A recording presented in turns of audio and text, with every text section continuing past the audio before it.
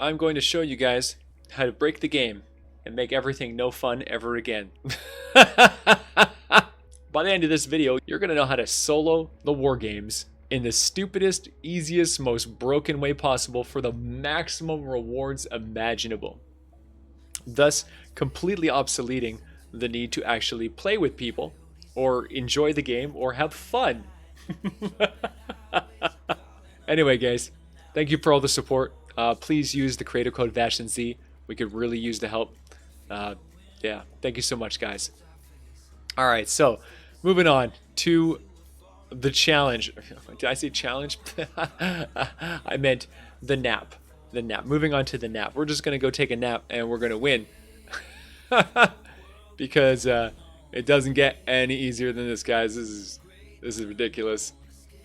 All right, so here's what we're going to do. We're going to take Mr. Power Base Kyle here. Here is the loadout that I'm going to be using. This is Power Base Kyle. This guy's a monster. He gives you 11% auto repair. So basically, structures affected by the base are healed by 11% of your maximum health for 10 seconds. So what that means is build in metal, get the maximum health possible no matter what, at any cost. It doesn't matter if you have nature enemies or metal corrosion, who cares? Metal, always. The biggest, beefiest, nastiest metal base that you can possibly make, and when you attach that structure, that base to that structure, it's going to heal for 11% of that max health every 10 seconds, giving you absolutely ludicrous auto repair. And that's what this is all about, guys. It's all about that auto repair. So let's take a look. Supercharged traps. Supercharged traps gives you an extra 8.5% for every single constructor that you have in your support team. And as you can see, we have 5. So 8.5 times 5. 40, 50, 60, 75, or 65. 65% bonus damage to your traps. Not a huge, it was a huge deal. Huge. It's not a big deal for what we're doing here, but it does make an impact. So we're definitely going to utilize that one. Lofty architecture. Base Kyle, baby. Doesn't get any nastier than this. This guy gives you an extra 28% building health. Oh yeah! You know, because that's all we need is making our 11% even stronger. Oh yeah, that's right. All right, so then we're going to go to Mega Base here. Mega Base is a terrible character, but a great support. He gives you that extra 1 base connectivity range, making your base go from a 3x3 to a 4x4. Never hurts. Always worth the guy, you know, worth the slot. Then we've got Frozen Castle. Frozen Castle is the Ice King, rocking. Basically, just slow everybody down. Enemies standing on the structures affected by base are snared by 15%, moving nice and slow, and wasting their time and slowing them down and making them die. So then we got electrified floors. This is Thunder Thora. Thunder Thora gives you electrified floors, makes so the enemies standing on the structures affected by base take 12.7 base energy damage every 5 seconds. Not bad. Not a big deal, but for the purposes of what we're doing here, I always run these characters because there really isn't a lot of options for defensive constructors. So last but not least, we have Fully Contained with Electro Pulse Penny. Enemies that melee attack structures affected by base take 15 base damage. So they punch a wall, they kill themselves. Solid. Just what we need. Okay, so that's our lineup there. We also have the banner and the slow field, which we will not be using at all because we will be busy taking a nap. And that's our build. That's the build that we're going to be running with our do nothing war game ultimate victory. Oh yeah, let's do this. So as you can see, it's just a basic anti-smasher floor all the way around the outside of the base. We have a wall all the way around the base. We put wall spikes all the way around the base. Pretty simple, right? That's it. Everything else is pointless. I put some walls here just to prevent them from attacking the floors from the outside. So if they want to attack the floors, they're going to have to walk onto the floors and then punch the walls and punch the walls. It just minimizes the amount of, punching points that they actually have access to. They'll still probably destroy some of the floors here and there, but it'll just delay them a little bit. So it's all good. So then on the inside, you'll notice another really good strategy is to actually put on the inside. So you can go like this.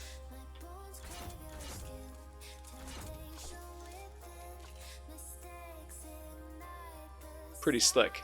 Now what this does is it bolsters. As you can see, these are the traps that I'm using, is the wall spikes.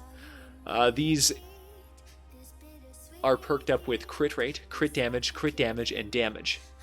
Physical, of course. And most importantly, heals attached building 4.8% of its max health every 10 seconds. So I have the healing on the outside and the healing on the inside and the healing from power base, doing a triple shot on every single wall that is vulnerable. So we're going to give you a quick tour of the base here, because these are the ones that you have to do, because you could get attacked from any one of these, so you got to make sure that you're covered all the way around. So here's what I've done here. I got my walls covered, my floors down. I put ramps up so they can run up to the roof if they want.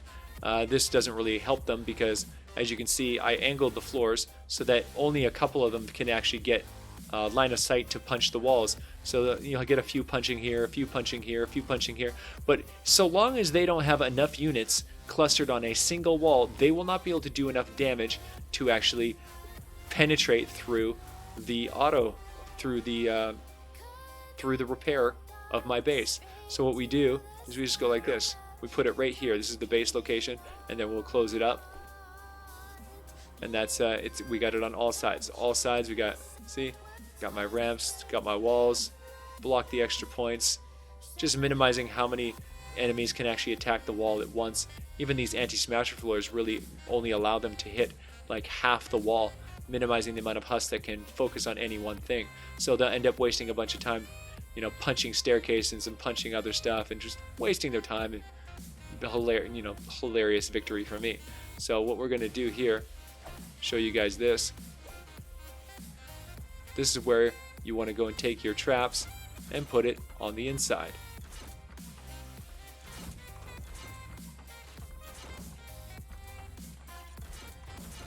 Already prepped the outside for you guys. Now we're prepping the inside. There we go. All the way around. And we're done. Pretty slick, yeah? Now we'll just make a stairs going out of there. Close this up.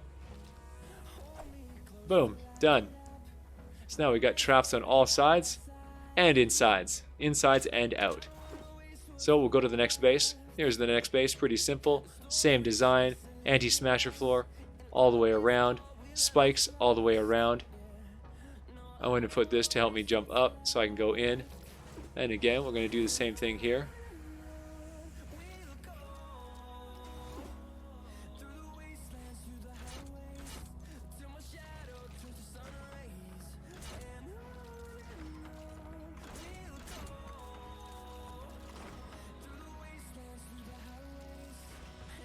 I'm picky.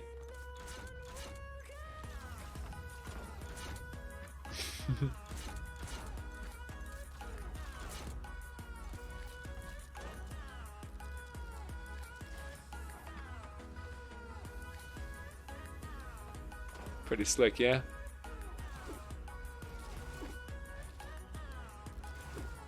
And there we go. Another base. Complete. All the way around. Rooftop access if you need to jump up.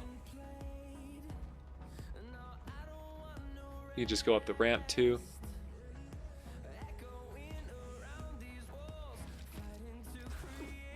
And there's your opening for your base. So we're gonna go to the next one. Next one's down here. As you can see, same idea here. Anti-smasher floor, wall, spikes, all the way around. Blocked off the entry points. Yeah, not possible.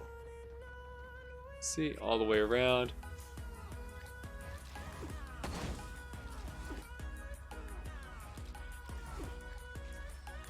Spike, spike, Spike, spike.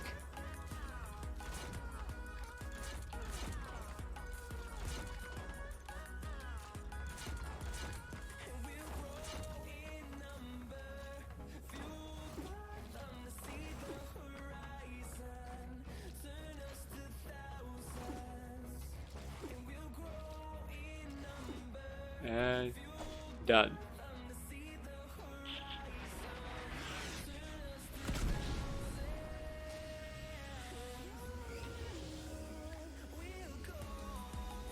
Wahoo! Now that I think about it, we're gonna go like this and like this, just in case we get some guys coming from this side. We're gonna have them jump off the edge on either side and go after the walls. Nope.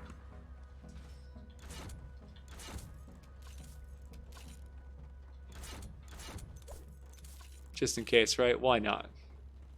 Can't hurt. Yeah, not possible. Oh, and of course,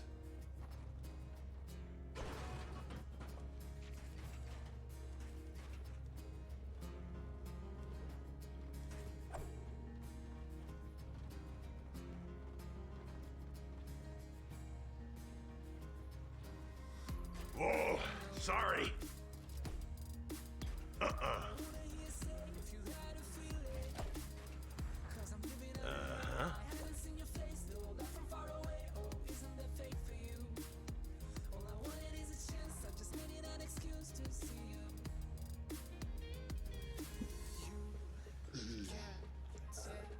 okay, and we're gonna go in here. Okay, good. We're all good here.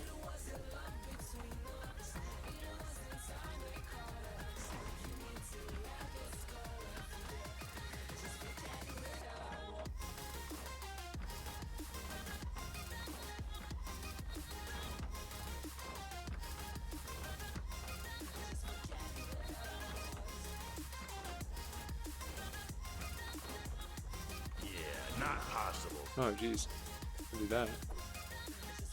There we go. Going up.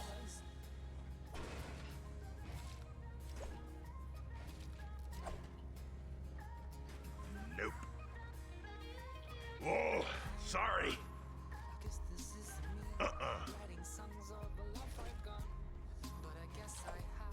Okay. Completed. Next, we're going to go up here.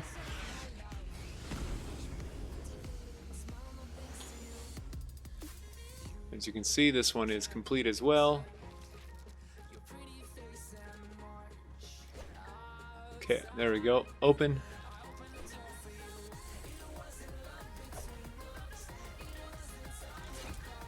Yeah, not possible.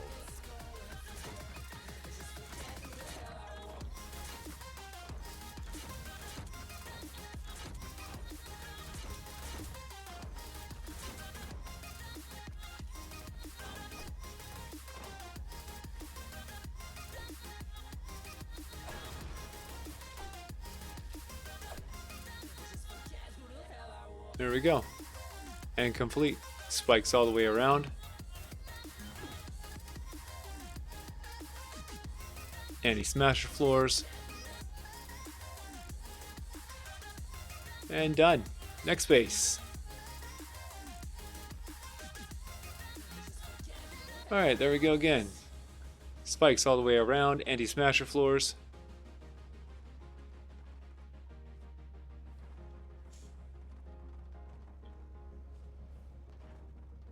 Made a ramp up.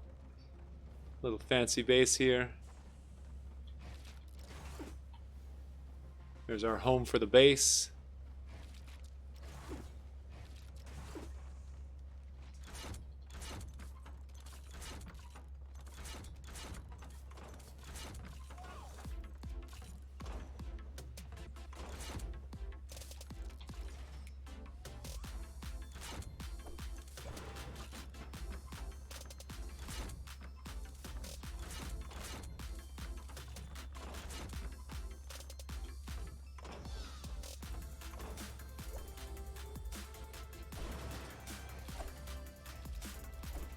and done.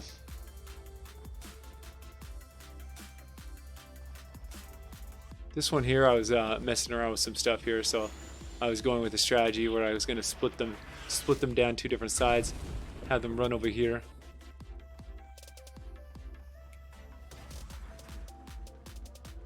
And then all over, but honestly, none of this is necessary. Likely they're just going to bust through most of this stuff. It doesn't really matter. It's irrelevant. It's way overkill. It's way more than you actually need. I was just messing around with some fancy pretty builds. And then last but not least, here's this one here. This one's a very basic. As you can see, anti-smasher floors with guards all the way around. Wall with spikes.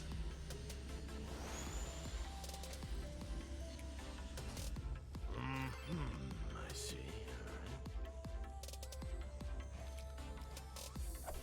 Didn't even bother building the pyramid bits on this one.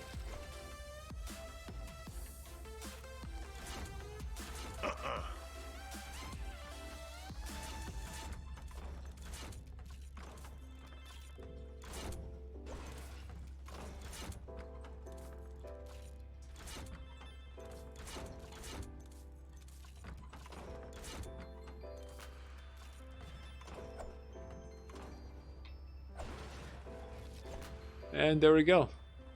And that was the last one. So that's the base.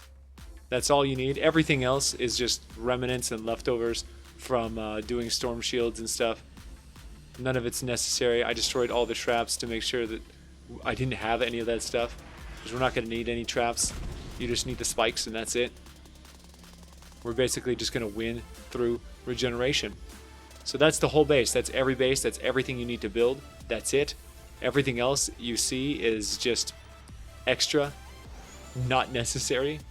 And so yeah, let's show you guys how it goes. So you want to go to custom war games. You go to the war games tab. You need to go to custom war games. Then we're going to go to denied. Anomalies randomly appear, damaging nearby heroes, but doing no damage to the base whatsoever. Then we're going to go with Husk Swarm. Only basic husks appear, but at a much higher power level. So all we're going to be fighting is just basic husks. They're going to be super, super strong, you know, super high power level, but they're basic husks, so who cares? The garbage. You're garbage. Get out of here, husks. Welcome to War Games. So we started up. I do not understand Jump half up. of these dials and monitors, but it seems like you've got some strange stuff coming your way. We're going to place the base right in the middle, Do not go near those anomalies. and then we're just going to leave. No touchy. We'll go find a nice place to hang out All and those basic husks have some tea. just got a little bit buffer. Nasty business. Go stand over here. Maybe build up a little bit here. We'll go like this here. Yeah, this looks better. Let's go right here. I like this spot. If you want to shorten that wave timer, then get some time. There we go. sheets There's a on the nice view. double. Alright, so all the husks are going to come from there. We have got rifts. Look out. And they're going to run all the way up here. And they're going to come knock on the door. Unfortunately, for them, we're not home. We're going to be taking a nap. Just hanging out up here and winning. I'm just going to put my controller down and eat some cereal because I can.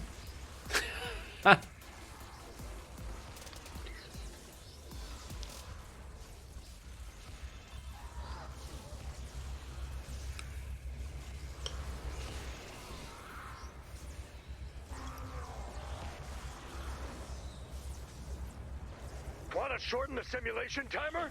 Then keep your little peepers peeled for time cheats.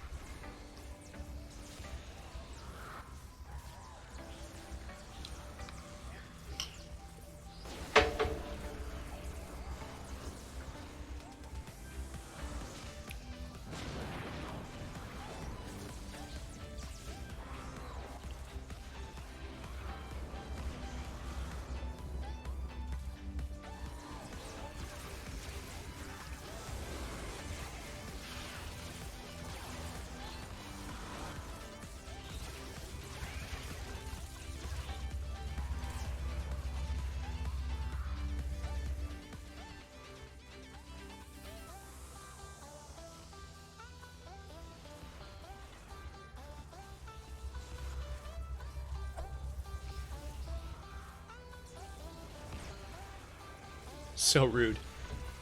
How dare they?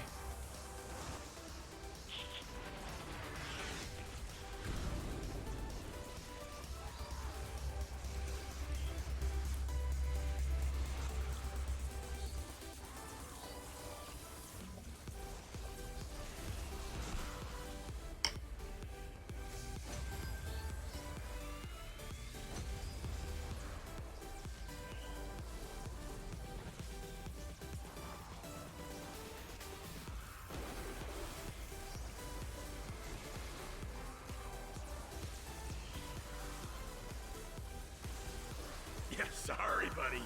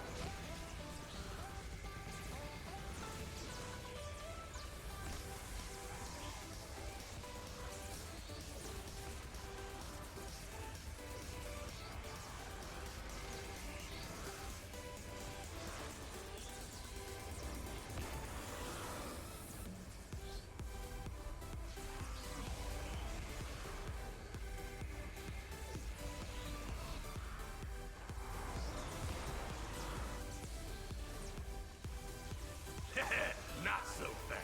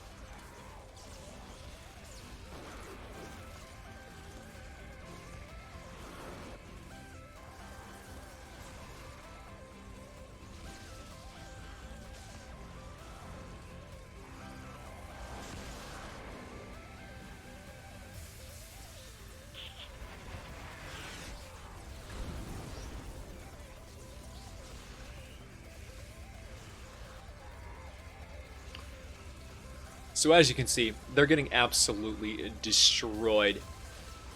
My regeneration is far more than they can handle.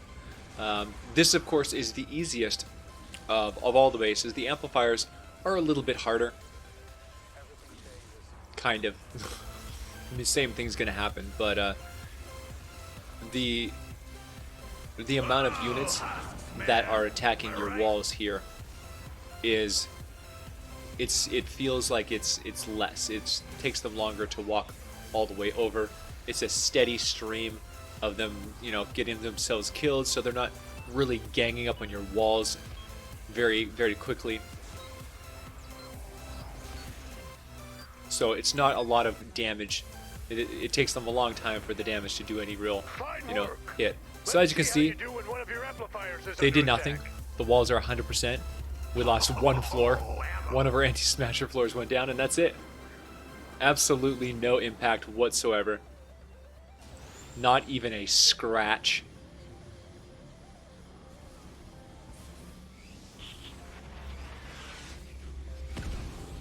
Not so much as a scratch.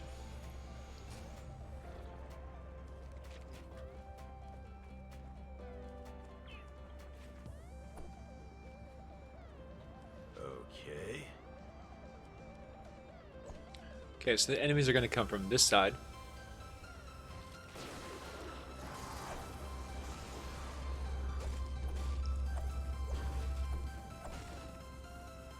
So we're going to go like this here.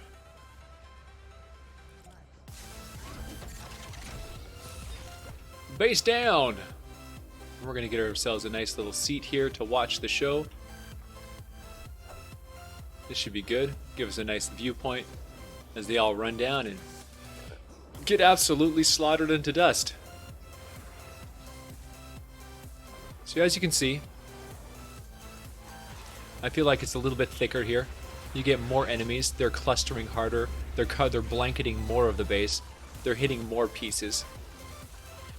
So because they're able to hit more targets, they're able to, you know, hit more. They can hit more things at once. It's more likely that we will actually lose a few more pieces on here than we would on the other one. But unfortunately for them, none of those pieces are going to be the walls.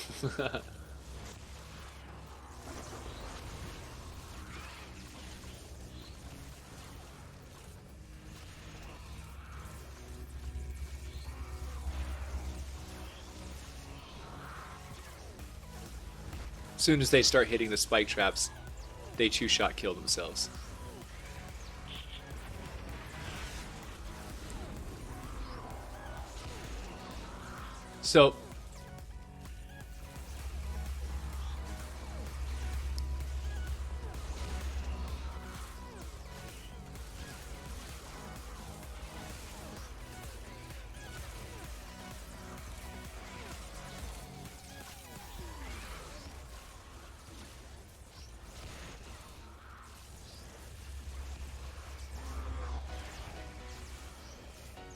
So now a key thing to note about this is the actual traps that I'm using themselves.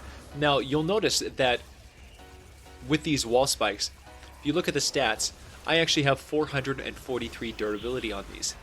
That is a huge boost from your default durability, and I've done this by basically putting durability slot bonuses into my survivor squad.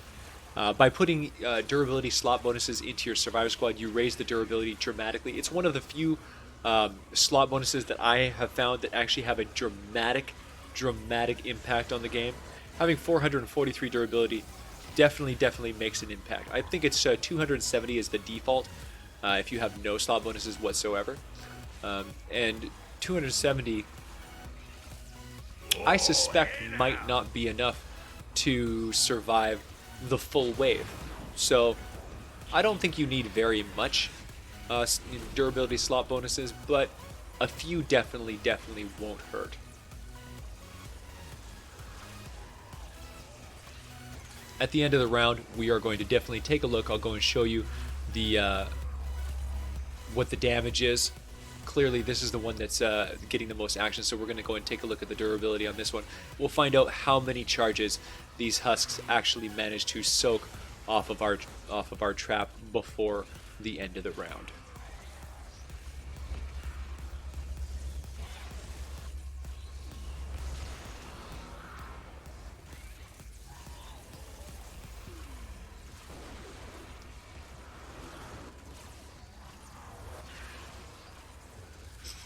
As you can imagine, it is probably a good thing to have enough durability for your traps to not break, because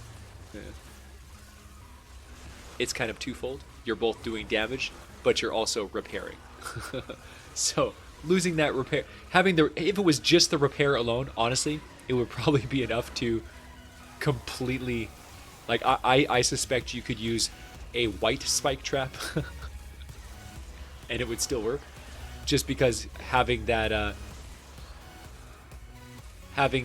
you know, that perk on the end, having that heals attached building by 4.8% of its max health. As long as you have that one thing god rolled, just the healing alone is enough to win, because it doesn't really matter if they're dying or living. It just matters that they can't do enough damage to the walls. And with spikes on either side of the walls, plus the power base all healing, there's really just no chance. They have no... I mean, as you saw with the first wave, not even a scratch. Not a scratch. It's amazing.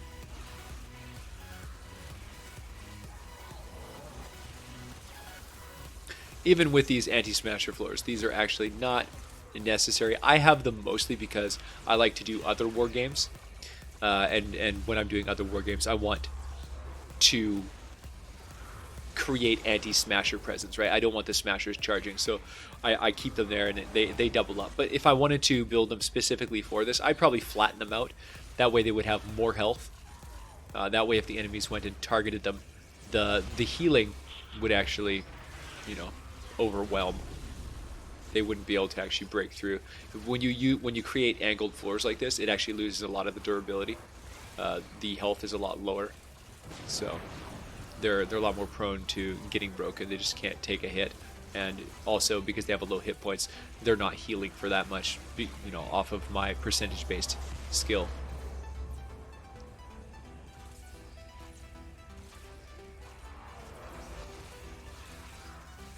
Come on, guys, you got 45 seconds left. You better hurry up and smack that wall down. You're not doing too good here. Come on, boys, you're not going to make the World Cup. Breach that wall. You can do it. I believe in you. Suckers.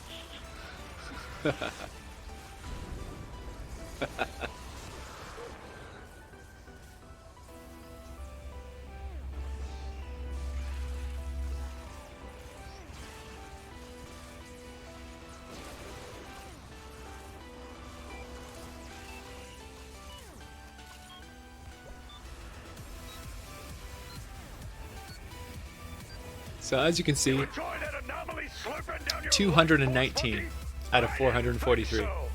So it used just over 200. So actually, you could use a default spike trap and it wouldn't matter. Nice work, rookie. And there you go. 100% health, no danger, no chance. Go to sleep, read a book, eat some cereal, win the game. Oh look, it's gathering results. We actually broke the game. There's like, does not compute. All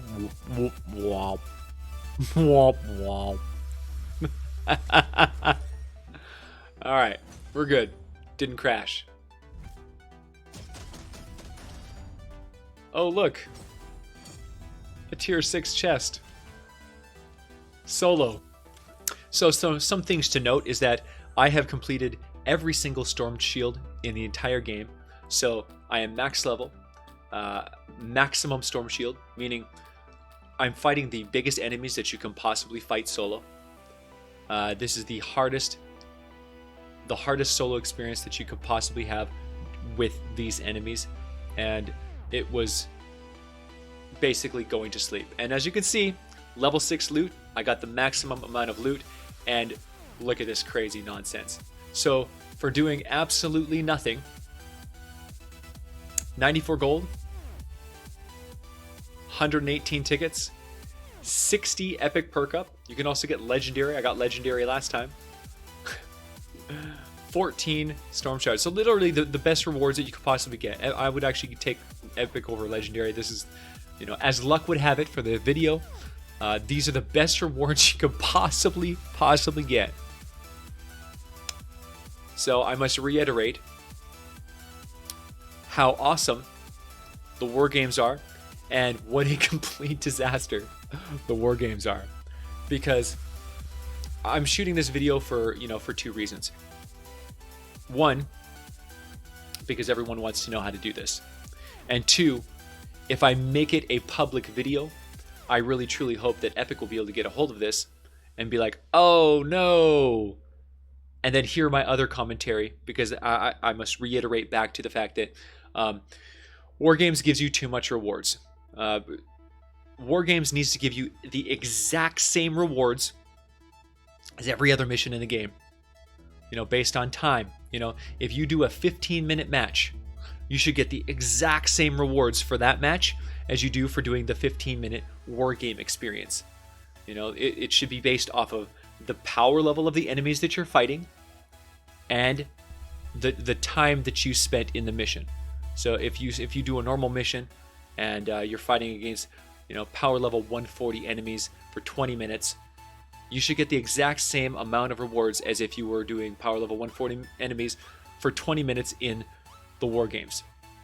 No matter what thing that you were doing in Fortnite, it should be time and power level, and that should be the determining factor for how much rewards you get. That way people aren't going to feel like it is currently. The war games is so much better. You get so much, the rewards are so much better than doing normal missions. There's no point in doing normal missions, and that's not good, right? Because then people are going to do just one thing, this thing, over and over and over again.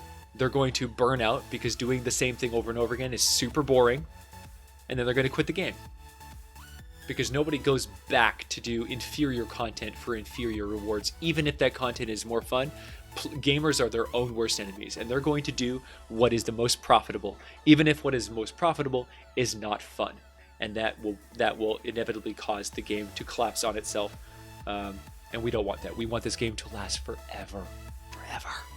I want every aspect of this game to be played and cherished, and yeah, it would be really nice to see daily quests for war games and for regular missions, and for so the quest log itself encourages you to do all these different aspects of the game to experience and have fun.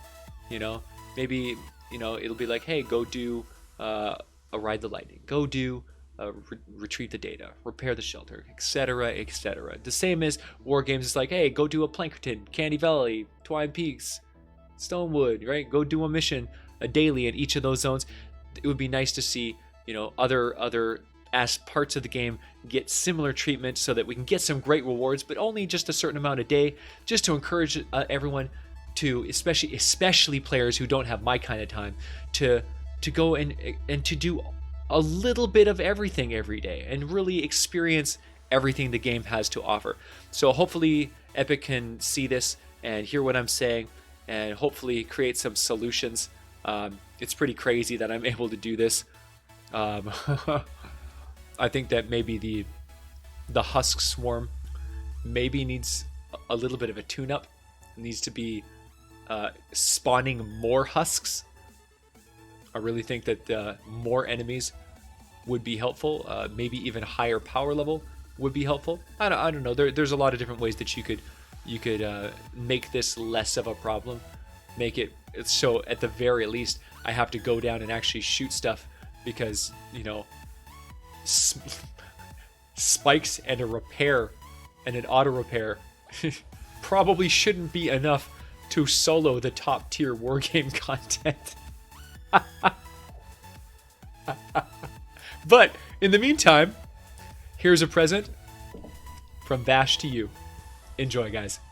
I really hope that you enjoyed this video. Thank you so much to my guys on YouTube and Twitch, especially my Twitch crew. We stream over 18 hours a day, every single day, with no days off ever. And yeah, they're the guys who give me a lot of inspiration. They keep me going every day. They come out and watch the show every single day, and they got my back. Thank you so much for being a part of the VASH Corps. Thank you for having my back. As long as you guys got my back, I'll be here for you. So thank you so much for all the support. And yeah, make sure you like and subscribe. Leave a thumbs up. Ring that little bell. And comment down below. Let me know what you think of this ridiculous nonsense. You garbage. Oh yeah! Alright guys, I'll see you guys next time.